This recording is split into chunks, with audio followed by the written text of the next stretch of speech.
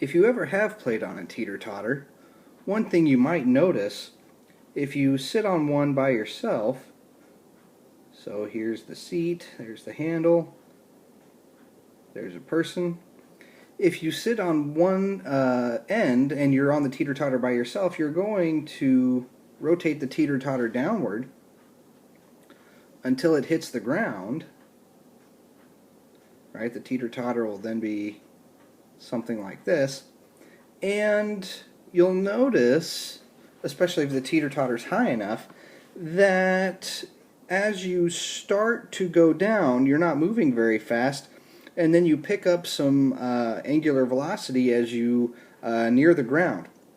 So the teeter-totter starts rotating a little bit more slowly than it hits the ground with. And that is, in fact, an angular acceleration. So one consequence of a torque is that it causes an angular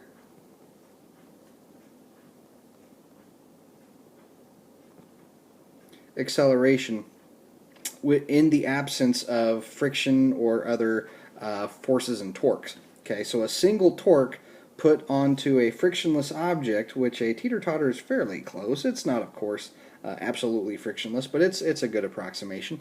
It will cause an acceleration. And that means that a torque is proportional to an angular acceleration. And this is somewhat analogous to Newton's second law. Remember that a force is proportional to an acceleration, so a torque is proportional to an angular acceleration. Now, if we go back, remember that Newton's second law says F equals ma. Well, torque, in fact, equals something very similar. Torque equals Ia, or I alpha, rather, pardon me. Torque equals I alpha, where m was the mass, and it was a measure of the resistance of motion.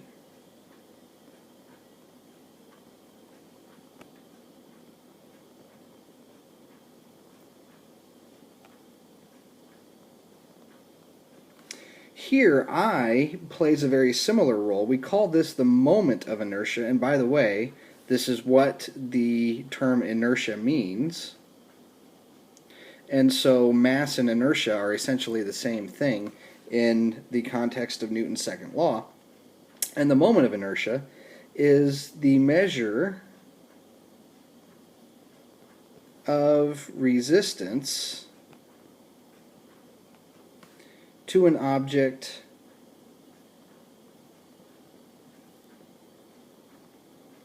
being rotated. Okay, so this is the measure of resistance to an object being rotated. And so I and M are very analogous to each other. Okay, now I depends on the shape of the object. So for a normal object, its mass is just its mass. It does not depend on anything other than how much stuff it has. The moment of inertia, on the other hand, does depend on the shape of an object, and your book does indicate that it is equal to mr squared, where m is the mass of the object and r is the radius of the object. So for circular objects, or for objects moving in perfect circles, we can calculate I very easily, and your book gives some formulas. We're not going to go through how those formulas came about, okay? But on page 154, they give you some of the moments of inertia of normal, easy, I should say, objects that are easy to calculate the moment of inertia of. But I and M essentially play the exact same role in these two equations. So M is a measure of the resistance to linear motion, and I is the measure of resistance to rotational motion. So obviously the heavier that something is, the harder it is to push in a straight line. The heavier something is, the harder it is to start rotating. That's all that I and M mean. Okay? So this is really a rotational form of Newton's second law.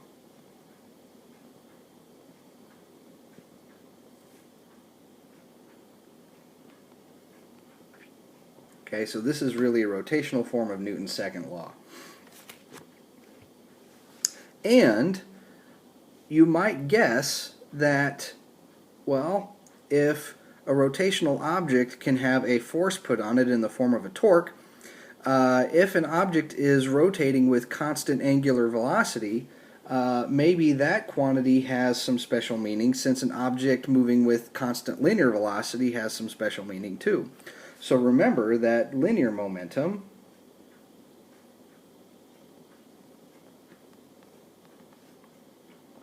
which we denote as P, was equal to mv.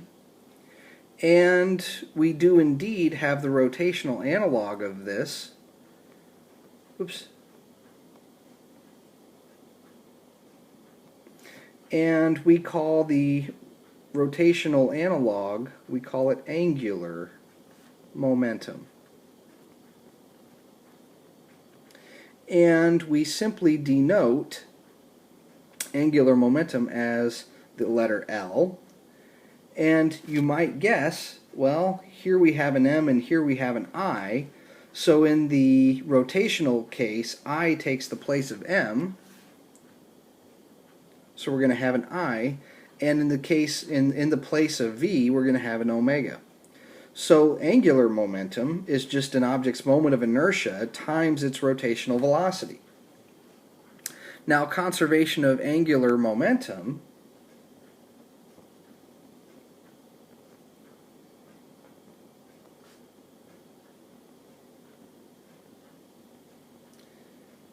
remember, the conservation of linear momentum applied when we did not have any outside forces acting on our system.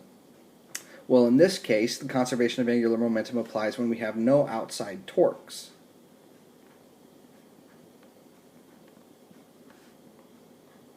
So if we can take all of the torques into account in our system and we have no outside torques, then angular momentum will be conserved.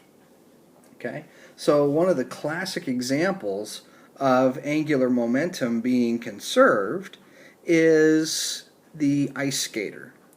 So consider an ice skater, and we will let the ice skater have a moment of inertia initially of, let's say, 5.0 kilograms times meters squared, and let's say she's initially spinning at a rate of, just for sake of example, let's say she starts spinning at 2 radians per second. Okay? Now, what do ice skaters do? Okay, what do ice skaters do? Well, when they initially start spinning, their legs are fairly close to each other, but they'll oftentimes have their arms outstretched. When you outstretch your arms, okay, you are increasing the distance that some of your mass is away from your center. So remember that this r squared involves the distance away from the origin. So if you consider the rotation axis of rotation through the center of the body as the origin, and then you have some mass that is some distance away from it, the farther and farther out that goes, because it goes as r squared, then that term becomes quite large. And so if that term is quite large, then you're going to have a large moment of inertia. All right? And they're initially not going to be spinning quickly at all, but what do? They bring their arms in, and then they scrunch their body as small as possible, and that makes their moment of inertia quite small. So we'll label this as their initial moment of inertia. And then they have a final moment of inertia. And as they scrunch themselves way in, their moment of inertia may go down to something like, I don't know, maybe 2.5 kilograms times meters squared. And under these conditions, what will the final angular velocity be? Well, if we're skating on ice, very little friction is involved.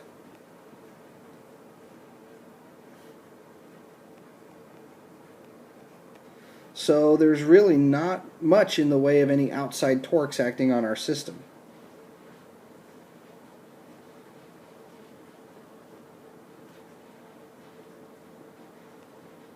And if there are no outside torques, then conservation of momentum applies. Conservation of angular momentum applies. So what does the conservation of angular momentum say?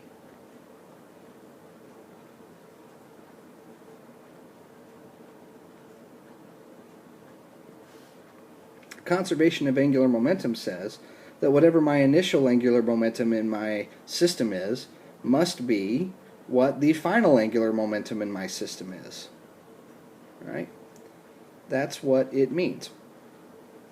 And thus we can say that II times omega I must be equal to IF times omega F. So omega F is just going to be II over times omega I over IF.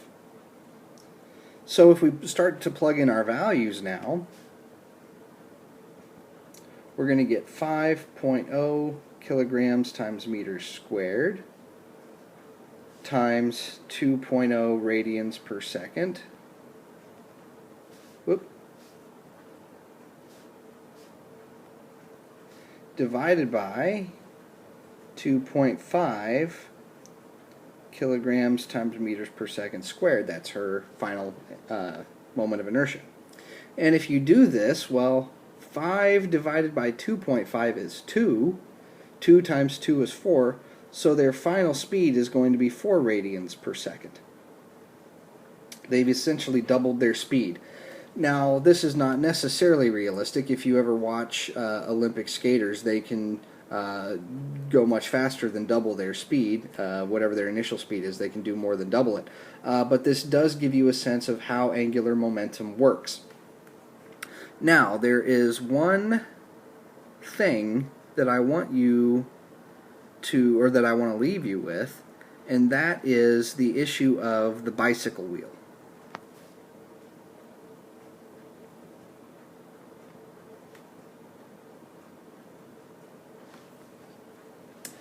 If you hang a bicycle wheel by a rope and you stick a frictionless axle through the wheel and tie a rope to the axle and let it fall, of course the bicycle wheel just falls and it'll pull the rope. But if you start a bicycle wheel spinning before you drop it, it will actually stay balanced on its side as it rotates around the rope. So you'll have a bicycle wheel with the spokes, and you might have an axle through it, and you hang a rope from one side, and the bicycle wheel will spin about the rope. Now, I'll link a video to this to show it to you, but the question is, why doesn't the wheel fall? Now, the video that I'm going to link actually answers that question, but it is something to think about before you watch the video.